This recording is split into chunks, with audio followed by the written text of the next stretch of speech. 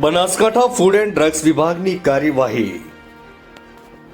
ચંડીસર ખાતે આવેલ શ્રી સેલ્સ નામની ઘી બનાવતી ઉત્પાદક પેઢીના 2 અલગ અલગ ઘીના નમૂના લેબોરેટરી ખાતે તપાસ અર્થે મોકલવામાં આવ્યા.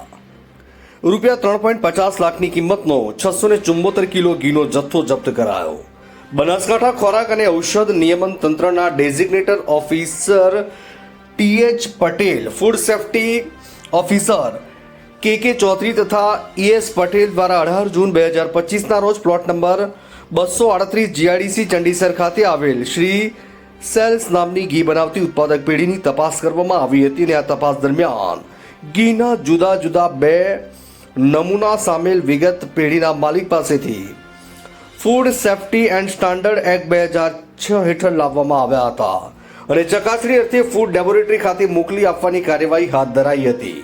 નમૂનો લીધા બાદ બાકીનો શંકાસ્પદ ગુણવત્તાનો ઘીનો 674 કિલોગ્રામનો જથ્થો, જેની કિંમત આશરે 3,50,480 રૂપિયાનો જથ્થો જપ્ત કરાયો છે. સદર પેઢી ગુમર નામે ગાયનું અને ભેંસનું ઘી બનાવી જુદા જુદા રાજ્યોમાં વેચાણ કરતા હોવાનું તપાસમાં માલુમ પડ્યું છે. ફૂડ વિભાગ દ્વારા આગળની કાર્યવાહી હાથ ધરાઈ છે. Bureau chief Hargovan Chauhan, Gujarat crime news, Banaskantha.